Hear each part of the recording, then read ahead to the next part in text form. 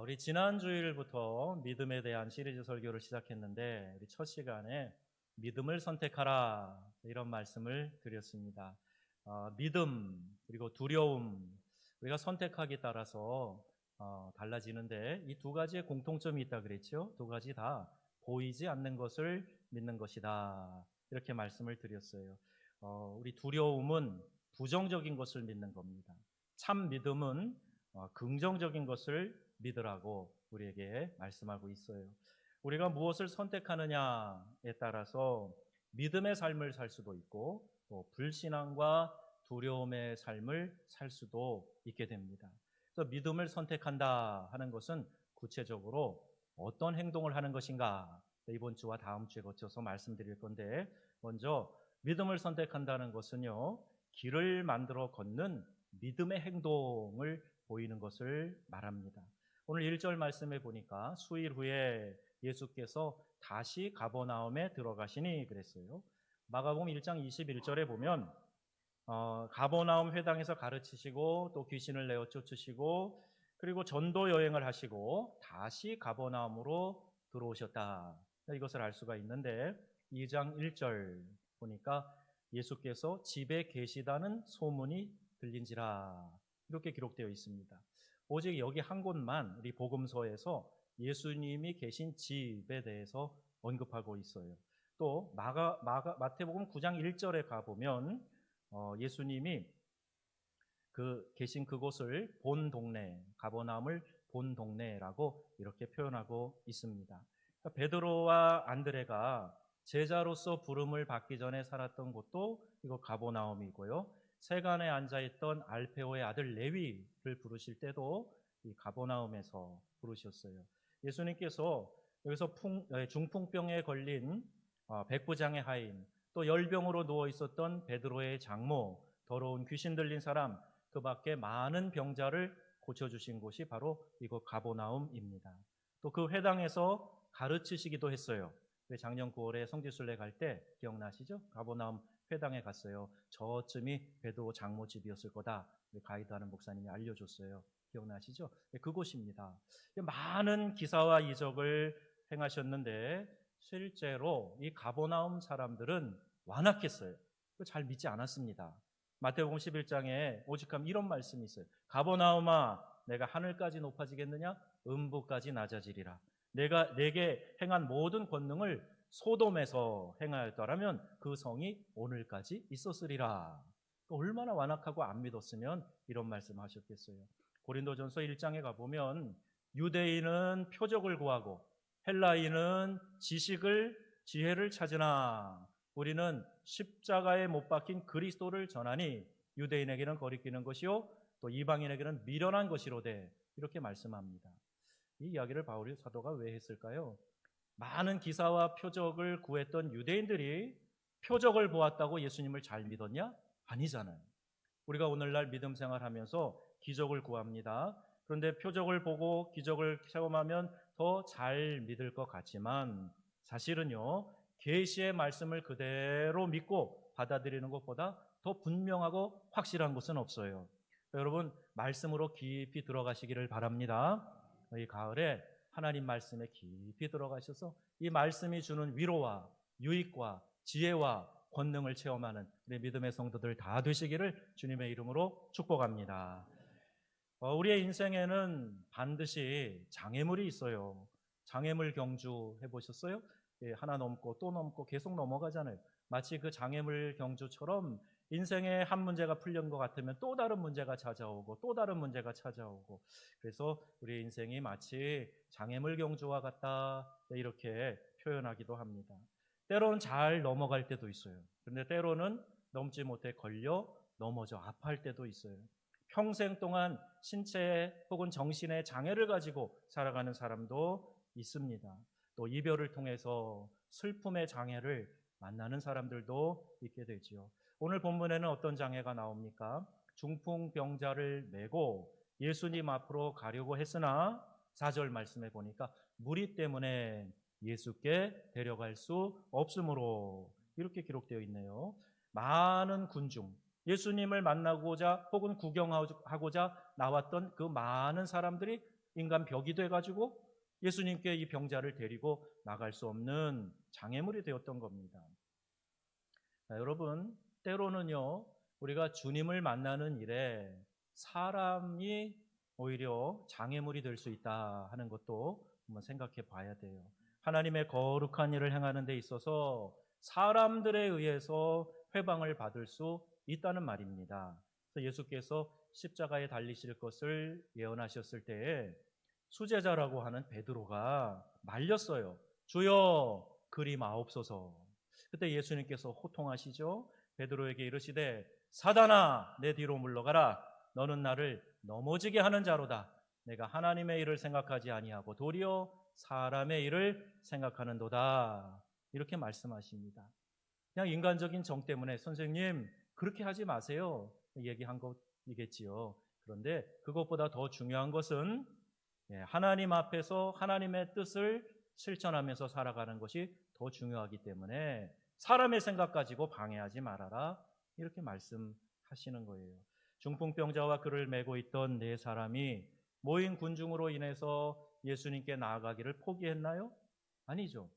그럼 마음에 들지 않는 어떤 사람의 행실로 인해서 혹은 핀잔을 주거나 나에 대해서 험담하는 일로 인해서 주님 앞에 나아가는 일 자체를 포기해서는 되겠습니까? 아닙니다.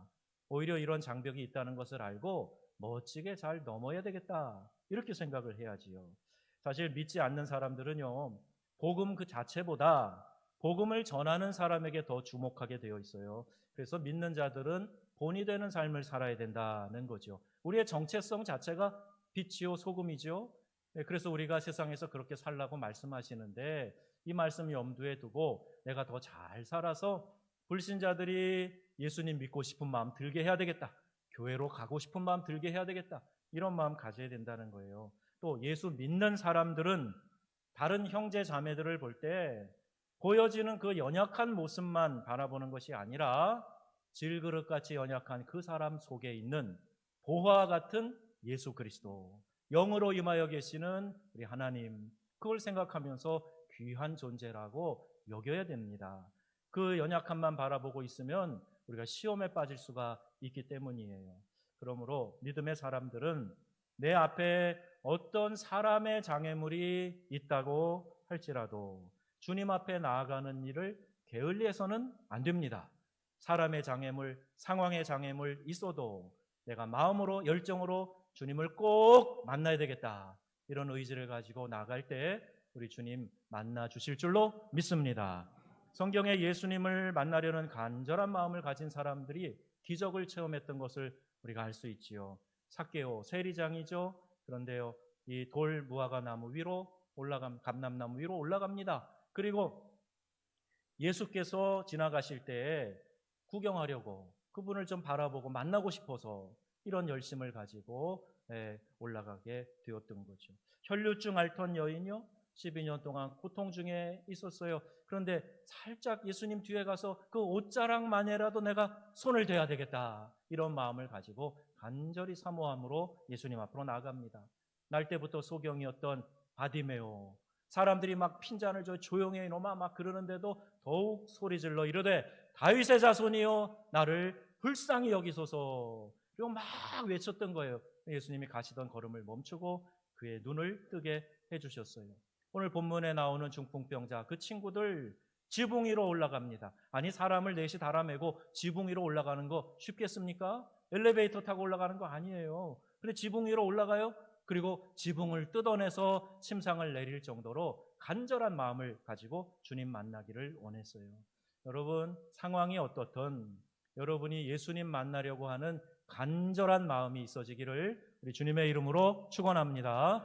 이 마음이 있으셔야 돼요. 그래야 삶에서 하나님의 능력을 체험하게 되는 거예요. 예수 믿는 것, 이런 권세와 능력이 있구나 하는 것을 체험하게 되는 거예요. 근데 미지근한 신앙 가지고 되면 되고 아니면 말고 이런 마음 가지고 믿음 생활해서는 안 됩니다. 우리의 믿음을 시험해 볼 아주 중요한 시기를 우리가 지금 보내고 있어요. 여러분, 뜨거운 믿음 가지고 열정적인 믿음 가져서 간절한 마음으로 사모하는 마음으로 주님께 나아가는 복된 성도님들 다 되시기를 바랍니다. 장애물을 바라보는 시선, 이게 중요해요. 장애물을 어떻게 바라보느냐? 따라서 열심히 생기기도 하고 푹 꺼져서 낙심하기도 하고 그렇게 돼요. 하나님은요, 우리가 감당할 시험만 허락하신다 말씀하셨어요. 아멘이십니까? 감당할 시험만 주신다 그랬어요. 오늘 어떤 어려움을 겪게 되었다면 이거는 나에게 하나님의 특별한 어떤 뜻, 섭리가 있기 때문에 허락하신 거야. 이렇게 믿으시기를 바랍니다. 그리고 하나님께서 그 일을 통해서 반드시 역사하실 것이다. 이 기대를 가지고 하나님의 섭리를 찾아보는 거예요. 노새 한 마리가요, 깊은 구덩이에 빠져서 바닥에 꽉 낀 채로 기절을 해버렸어요. 이 노새를 구할 방법이 없던 주인이 또 다른 사고를 막기 위해서 흙을 이만큼 쌓아놓고 이 구덩이를 메우려고 합니다. 첫 삽을 떠가지고 구덩이에다 툭 던져 넣었는데 이 흙이 떨어지는 순간 노새가 깜짝 놀라면서 깨어나는 거예요. 그리고 나서 주인은 모르고 계속 흙을 구덩이로 집어넣으니까 노새가 등에 떨어진 흙을 막 털으면서 오히려 바닥에 떨어진 흙을 밟으면서 올라와서 구출이 되었다는 이야기예요. 여러분, 생명이 있는 존재는 절대로 묻히지 않는 줄로 믿습니다. 구덩이에 빠진 것 같은 장애, 흙무더기가 날아와서 나를 덮어버리려고 해도 그 모든 장애를 털어버리고 올라서면 되는 거예요. 만약 아무런 장애물이 없는 인생, 순풍에 돛단 듯 지나가는 인생, 그렇다면 여러분 그 인생이 행복할 거다. 이제 그런 생각 드시나요? 자, 예를 좀 들어볼게요. 아이를 태중에 품고 있는 10달 동안 얼마나 엄마가 힘들어요. 입덧부터 시작해가지고요. 아이를 낳을 때까지. 또 해산의 고통은 어떻습니까? 아이를 낳았어요. 이제 뭐 육아는 이제 부부가 같이 하니까 우리 그 부부가 얼마나 아이를 위해서 수고해야 됩니까? 이 부부의 고충 이로 말로 다 할 수가 없어요. 그래서 부모의 사랑은 은혜다 이렇게 이야기를 합니다. 그렇다면 아이가 없으면 문제가 없으니까 골칫거리 없으니까 행복해야 되죠. 애 없는 가정은 무조건 행복하겠네요? 아니요. 아이가 없으면 또 뭔가 적적하고 이 아이를 키우면서 염려와 수고는 있지만 아이가 자라면서 겪게 되는 이 부모의 행복, 기쁨 이거 찾을 수가 없는 거예요. 그래서 여러분 우리가 인생에 찾아오는 장애도 딛고 일어서면 한 단계 더 성숙한 인격과 신앙을 소유하게 되는 겁니다. 여러분 진주 좋아하십니까? 네, 제가 스페인의 한 섬에 가서 진주를 한번 사온 적이 있는데 이 진주가 그렇게 맺혀진다 그러잖아요. 진주 조개 안에 이물질이 들어오면 그러면은 이게 막 너무나 쓰리고 아파가지고 분비물을 내서 계속 그 이물질을 감싸는 거예요. 감싸고 또 감싸고 또 감싸고 그러면서 영롱한 진주가 맺혀진다는 겁니다. 여러분 우리의 삶에 어려운 문제가 찾아왔습니까? 그러면 이것을 통해서 내 인생이 더 성숙하고 하나님께 더 가까이 나아가고 하나님의 은혜와 사랑을 더 깊이 깨닫는 기회가 될 줄로 믿습니다. 이런 반응으로 주님께 나아가면 우리에게 큰 유익이 있게 되는 거지요. 자, 믿음의 사람은 장애를 굴하지 않고 지붕 위로 올라가서 지붕을 뜯고 길을 내는 사람들입니다. 이것은요, 믿음의 행동이라고 말하는 거예요. 여기 한 가지 알아야 될 것이 있습니다. 아주 큰 어려움 앞에서 그 어려움 앞에서 내 지혜, 능력과 힘으로 길을 뚫는 일을 완성할 생각을 하면은요, 시작도 하기 전에 질에 겁에 질려가지고 포기하고 마는 그런 경우가 생길 거예요. 기도하다가 지치고 포기한 사람들 가운데 많은 분들이 이런 유형에 속합니다. 주님은 우리에게 의지를 가지고 뚫고 가라 말씀하셔요. 그런데 우리가 감당할 수 없는 큰 문제들 어떻게 합니까? 그것도 우리의 힘으로 해야 돼요? 아니요. 처음부터 기가 죽고 말 거예요. 우리 주님이 이렇게 말씀하세요. 넓고 황량한 광야, 길이 없어서 어디로 갈까 모르는 그런 광야에서 하나님께서 친히 길을 내주신다 말씀하고 계십니다. 그게 오늘 본문 이사야 43장에 있는 말씀이에요. 우리 함께 다 같이 다시 한번 읽어보겠습니다. 보라, 내가 새 일을 행하리니 이제 나타낼 것이라. 너희가 그것을 알지 못하겠느냐? 반드시 내가 광야의 길을 사막의 강을 내리니. 아멘. 광야의 길을 내는 거 이거 무슨 토목공사도 아니고 그 광야에 길 내는 거 쉬운 일 아니. 사막에 강을 내요. 예, 그런데 하나님께서는 그분의 능력 가운데 이 절망적인 상황에서 길을 내시고 또 강을 만드시는 하나님이신 줄로 믿습니다. 그래서 우리 그 하나님을 의지하고 나아갈 때 갈 길을 밝히 보여 주신다는 거예요. 주의 말씀은 내 발의 등이요 내 길에 빛이니이다. 어둡고 캄캄하고 절망스러워도 말씀을 붙잡고 나아가면 하나님께서 내가 걸어가는 그 발에 그 앞길에 빛을 비춰줘서 길을 잃지 않고 길을 찾아서 갈 수 있게 해주신다는 거예요. 그뿐 아니라 하나님은 그 사랑하시는 자녀가 광야 길에 지치고 쓰러졌을 때 그를 안고 업고 홀로 광야를 건너시는 분이시다. 저는 이 구절을 읽을 때마다 막 가슴이 먹먹할 정도로 하나님의 사랑에 감동해요. 내가 지치고 낙심하고 쓰러져 있으니까 하나님이 나를 이렇게 들쳐 업고 그 광야 길에 혼자 걸으셨다는 거예요. 자, 우리 함께 읽어보겠습니다. 신명기 1장 31절 광야에서도 너희가 당하였거니와 사람이 자기의 아들을 아는 것 같이 너희의 하나님 여호와께서 너희가 걸어온 길에서 너희를 아느사 이곳까지 이르게 하셨느니라. 아멘. 지금 우리는 황량한 광야길을 걸어가고 있습니다. 코로나19가 가져다 준 다양한 형태의 삶의 광야에서 우리가 불안해하고 있어요. 앞으로 어떻게 될 건가? 전문가들이 나와서 다 이야기하지만 뭐 이렇게 밝고 희망적인 얘기 별로 없고 우리가 이 변화에 대처하지 못하면 도태 정도가 아니라 이 생존에 큰 위협을 당하게 될 거다. 이런 염려들이에요. 그런데 여러분, 이때가 기회입니다. 하나님께서 내 인생에 길을 내시는 분이다 하는 것을 분명하게 깨달을 수 있는 기회예요. 그전에는 사회 시스템이 내가 모아놓은 재산이 내 무슨 가족관계나 친인척 관계가 나를 먹여 살리는 줄 알았어요. 그런데 이 절망의 순간을 겪고 보니까 하나님 아니면 안 되겠거든요. 하나님이 나를 지켜주시지 않으면 그 모든 것들도 한순간에 다 날아가 버릴 것 같거든요. 이제 하나님 품으로 더 파고들 수 있는 좋은 기회가 된 겁니다. 여러분 이 기회를 잘 선용하실 줄 믿습니다. 심지어 내가 지쳐 쓰러져도 하나님께서 나를 안으시고 광야를 건너게 해주신다. 그러니 그럼 무엇이 걱정이에요? 뭐가 문제입니까? 무엇이 우리를 불안과 두려움에 떨게 할 수 있겠습니까? 로마서 8장 35절에 이렇게 고백하지요. 다 같이 누가 우리를 그리스도의 사랑에서 끊으리요? 환난이나 곤고나 박해나 기근이나 적신이나 위험이나 칼이랴. 아멘. 그 어떤 권세도 그 어떤 능력도 그 어떤 힘도 환난도 박해도 우리를 사랑하시는 우리 하나님의 사랑에서 끊을 자가 없다는 말씀이에요. 여러분 믿으시지요?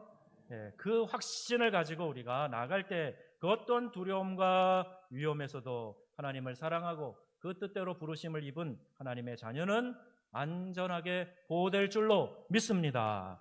우리가 해야 할 일이 있어요. 그 하나님을 의지하고 믿음으로 담대하게 나아가는 거예요. 이런저런 조그만 소식만 있어도 불안에 떨고 부안해동하고 하지 말고 의연한 믿음을 갖는 거예요. 하나님이 함께 하셔. 하나님이 지혜 주실 거야. 우리가 할 수 있는 최선의 노력을 하면 돼. 이런 마음을 가지고 하나님을 의지하는 겁니다. 많은 사람들은요, 길이 없으면 막혔다 그래요. 방법이 없다 그럽니다. 절망이라 그래요. 끝이라 그럽니다. 하지만 믿음의 사람은 길이 없으면 길을 내고 길을 낼 수 없으면 지붕이라도 올라가 봐야죠. 동굴에 갇히지 말고 동굴을 뚫고 나가서 이 동굴을 터널로 만들 그런 마음을 가져야죠. 내 능력과 한계를 뛰어넘는 어려운 일이기에 전능하신 하나님 바라보고 그분을 의지하고 그분께 고해 바치는 거예요. 여러분이 살면서 겪는 어려운 일들, 답답한 일들, 또 절망스러운 일들 하나님 앞으로 가지고 나와서 하나님께 하소연하는 거예요.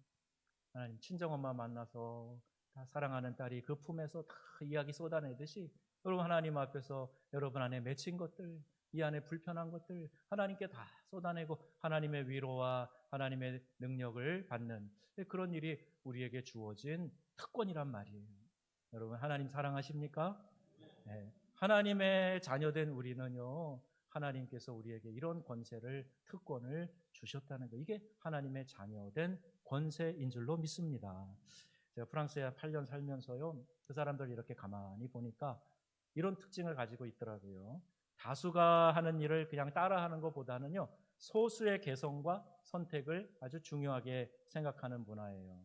프랑스 말로 사데빵이라는 말을 해요. 상황에 따라 다르지 뭐, 그게 어떻게 획일적일 수 있어, 이런 얘기예요. 그리고 네따이라는 말 좋아하는데, 하나하나 구분해가지고 그 개성과 특징을 살피는 거 좋아합니다. 오직하면 치즈가 300종류가 있어요. 입맛에 따라서 다양한 개성을 살려주는 거예요. 그래서 아마 음식과 패션이 발달한 이유가 되는지도 몰라요. 근데 이것을 신앙에 적용해 볼 때 이런 부작용도 있더라고요. 내 기호에 대한 주장이 강해요. 함께 묻어서 공동체가 함께 아름다운 걸 만들어가는 것 참 귀하고 좋은 일인데, 내가 만족해야 되는 거예요. 내 감정이 이끄는 것에 충실하다 보면요, 여러분도 주위에서 들으세요. 내 감정에 충실할 때 그게 다 좋은 게 아닙니다. 이 세상은 just do it, 네 하고 싶은 대로 해, 하고 싶으면 해, 그런 메시지를 자꾸 주지만 말씀은 그렇지 않아요. 기준이 뭐냐가 중요한 거예요. 아무리 네 감정이 하고 싶어도 그게 기준에 맞아? 하나님의 말씀에 맞아? 이걸 먼저 살펴야 된다는 얘기입니다. 우리가 감정이 이끄는데 충실하다 보면 교회 가기 싫을 때, 예배보다 더 중요한 일들이 있다고 생각될 때, 예배 안 드려도 된다는 이 상황적 합리화, 이게 더 심해지게 되는 거예요. 그러나 우리의 행위를 결정하는 모든 의식과 문화를 넘어서 변치 않는 하나님의 말씀, 이것이 우리의 삶의 척도, 기준이 되어야 될 줄로 믿습니다. 코로나로 많은 문화가 달라지고 있어요. 문화는 형태입니다. 우리가 문화를 완전히 벗어나 살 수 없죠. 그럼 퀘이커 교도처럼 시골에 들어가 마차 타고 살아야죠. 문화 속에 살아갑니다. 그런데 본질이 있어요. 이게 내용이죠. 이 본질은 변질되어서는 안 되는 겁니다. 로마서에 이미 말씀하고 계세요. 12장 2절 말씀 다 같이. 너희는 이 세대를 본받지 말고 오직 마음을 새롭게 함으로 변화를 받아 하나님의 선하시고 기뻐하시고 온전하신 뜻이 무엇인지 분별하도록 하라. 아멘. 여러분, 세대를 빨리빨리 따라간다고 그거 잘하는 거 아니에요. 이 세대가 하나님의 뜻 가운데 서 있는가? 많은 사람들이 만들어내는 대중문화가 하나님의 말씀에 비추어 봤을 때 옳은가? 많은 사람이 정치적으로 주장하는 그 슬로건이 하나님의 말씀의 기준으로 봤을 때 정확하고 오류가 없는가? 이걸 살펴야 된다는 거예요. 세대에 편승하는 것이 아니라 말씀을 기준으로 살아가야 된다. 그래서 말씀을 경전, 우리가 삼고 있지 않아요? 이것을 영어의 캐논이라고 합니다. 규정, 잣대, 규범이라는 그런 뜻을 가지고 있어요. 하나님의 말씀이 내 인생의 규범이 되고 있느냐? 내가 가고 서고 말하고 행동하는 삶의 기준이 하나님의 말씀이냐? 그렇다면 여러분, 안식일을 기억하여 거룩하게 지키라. 십계명에도 있고, 주님이 누누이 예배하는 날, 이 주일을 지키는 것을 강조하고 계세요. 이 하나님의 말씀과 타협할 그 어떤 상황적 필요성이 있을 수 있겠습니까? 이거 하다 보면요, 끝까지 가요. 2달씩 바캉스 하는 사람들, 2달 동안 교회 문 닫아 놓는 게 전국에 많더라고요. 우리도 그렇게 갈지 몰라요. 여러분, 상황의 합리화는 어디까지 밀려날지 모릅니다. 주일에 예배드리고 거룩하게 지키는 일, 바쁜 일상 내려놓고 하나님과 교제하며 쉬는 것은 내 자신이 축복을 누리는 가장 중요한 일이다 하는 것 꼭 기억해야 할 것입니다. 11조 예물 드리는 것, 주님의 몸된 교회에 헌신하는 일은 사람의 필요에 의해서 만들어낸 전통입니까? 아니면 타협 없이 지켜야 될 하나님의 말씀입니까? 여러분, 이 판단의 기준에 따라서 여러분이 그것을 지금 행동으로 보여주고 계신 거예요. 사단은 분명 우리가 예배하는 일, 헌신하고 충성하는 일을 하는 것 방해합니다. 계속 방해할 거예요. 길을 막아놓거나 큰 장애물을 가져다 줄 수 있어요. 큰 실망을 안겨다 줄 수 있어요. 그게 사탄의 전략이에요. 여러분이 이때에 장애물을 멋지게 넘어서야 됩니다. 어떻게? 이때 지붕 위로 올라가세요. 지붕을 뚫고라도 이 침상을 달아내리려고 하는 적극적이고 열정적인 마음을 가져보세요. 하나님께서 지혜 주실 줄로 믿습니다. 구원은 개인의 믿음으로 받지요. 가끔 전도하다 보면요, 남편분이 참 마음도 좋고 신실해 보여요. 아내분이 이렇게 열심히 신앙생활 하는데 같이 교회 나오셔서 구원 받으시고 예배 드리시고 하면 좋겠어요. 그러면 아유, 우리 마누라가 열심히 교회 나가니까 나중에 혹 천국이라는 데 가면 내가 치맛자락 붙잡고 쫓아가면 됩니다. 그래요. 맞습니까? 아니요. 구원은 개인의 믿음으로 받아요. 내 개인의 신앙 고백으로 예수를 나의 구주로, 구원자와 주님으로 인격적으로 받아들일 때 구원이 이루는 줄로 믿습니다. 그런데 구원받은 하나님의 자녀는 공동체 안에서 믿음 생활을 하는 것이 매우 중요한 겁니다. 그래서 주님이 이 땅에 교회를 세우신 거예요. 우리의 신앙을 위해서, 또 구원받은 하나님의 백성들이 사명 감당하라고 교회를 세우신 거예요. 내가 어떤 믿음의 그룹과 교제하느냐, 이것도 아주 중요해요. 3절 말씀을 주의 깊게 보세요. 사람들이 한 중풍병자를 네 사람에게 메워가지고 예수께로 올세, 이렇게 기록되어 있네요. 그리고 5절에 가면 예수께서 그들의 믿음을 보시고, 이렇게 되어 있어요. 그러니까 줄여보면 사람들의 믿음을 보셨다, 이거 아닙니까? 각각 주어를 찾아보면 그들의 믿음을 보신 거예요. 이 사람들이 중풍병자를 메고 예수께로 갔다. 그래서 그들의 믿음을 이야기하고 계시는데, 지붕 위로 올라가 지붕을 뜯은 사람은 이 분명 상을 메고 간 4명이었을 거예요. 중풍병자가 무엇을 했는지는 알 수 없어요. 아마도 어느 기적을 체험한 다른 믿음의 사람들처럼 열정이 있었을 거예요. 나 저분 앞에 좀 꼭 가고 싶다, 데려다 달라, 그랬을지 몰라요. 어쩌면 반대로 4명이 야, 주님께 꼭 이 사람을 데려가자, 그랬을지도 모르겠어요. 아무튼 간절한 열망이 있었을 것입니다. 그래서 어떻게 해서든지 예수님 앞에 나아가려고 했던 거예요. 예수께서 그들의 믿음을 보시고, 즉 합력하는 믿음을 보시고 그 믿음으로 인하여서 그 사람을 고쳐주셨다, 이렇게 말씀합니다. 근데 예수께서 중풍병자를 고치실 때 이렇게 말씀하셨어요. 그냥 고침받을지어다, 일어나라. 그러면 아마 이런 시비를 안 했겠죠. 그런데 예수님 뭐라 그러셨냐? 작은 자야, 내 죄 사함을 받았느니라, 이렇게 말씀하셨어요. 그것 때문에 예수님을 험담하는 또 다른 사람들이 생겼습니다. 7절에서 8절에 보니까 오직 하나님 한 분 외에 누가 능히 죄를 사하겠느냐, 그들이 속으로 이렇게 생각하는 줄을 예수께서 아시고. 여러분, 성경 말씀 볼 때는 좀 주의 깊게 보셔야 돼요. 예수님이 지금 자기들끼리 속에 생각하는 거를 아셨어요. 여러분, 예수님 영접할 때 우리 안에 성령이 임재하시고 여러분 지금 하나님과 함께 사는 걸 믿으십니까? 그럼 우리 안에 계신 하나님이 말을 안 했어도, 행동으로 안 옮겼어도 우리 마음에 품은 생각도 하나님 아세요. 그래서 우리 좋은 생각 가져야 됩니다. 죄악된 생각 품고 있으면 안 돼요. 우리 예수님이 그걸 아시고 이렇게 기록되어 있어요. 똑같은 기적을 보면서 기뻐하는 믿음의 그들이 있고, 방법을 문제 삼아서 험담하고 가십하는 그런 그들이 있어요. 그들의 믿음과 그들의 험담이 나오고 있는데, 우리는 어느 쪽에 속한 그들이 되어야 되겠습니까? 믿음을 보시고 중풍병자를 고치신 것이지 토론에 의해서 또 지적에 의해서 일을 행하신 것이 아닙니다.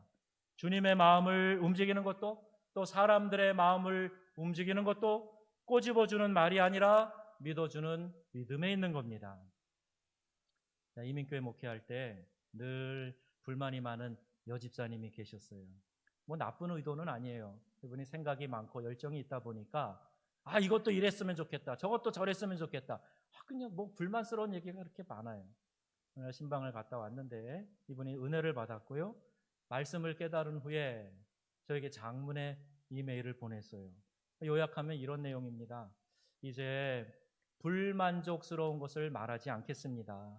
지금 잘하고 있는 일을 더 열심히 사랑하면서 하겠습니다. 이런 고백이에요.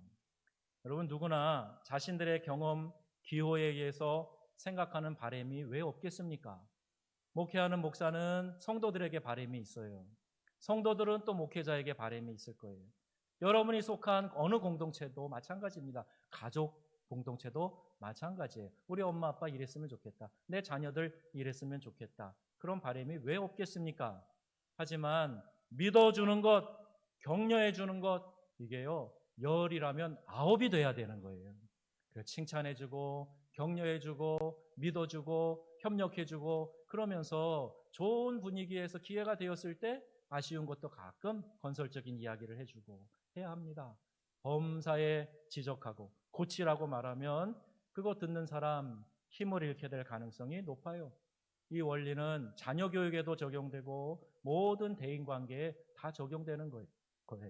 우리 교회는요, 주님께 칭찬 듣는 믿음을 소유한 교회 되기를 축복합니다. 교인들이 교회를 사랑하고 교회에 헌신하고 교회에 대한 자부심이 넘치는 모습으로 성장하게 되기를 축복합니다. 여러분, 믿음 오늘 말씀드렸는데 믿음의 행동, 길이 없는 곳에 길을 내는 것이에요. 주님 앞으로 나아가기 위해서 지붕 위에라도 올라가서 지붕을 뜯는 적극성이에요.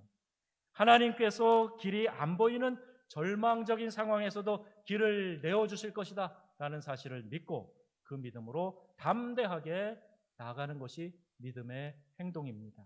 이 믿음을 회복해서 주님의 능력을 삶에서 체험하는 우리 모두가 되기를 우리 주 예수님의 이름으로 축원합니다. 아멘.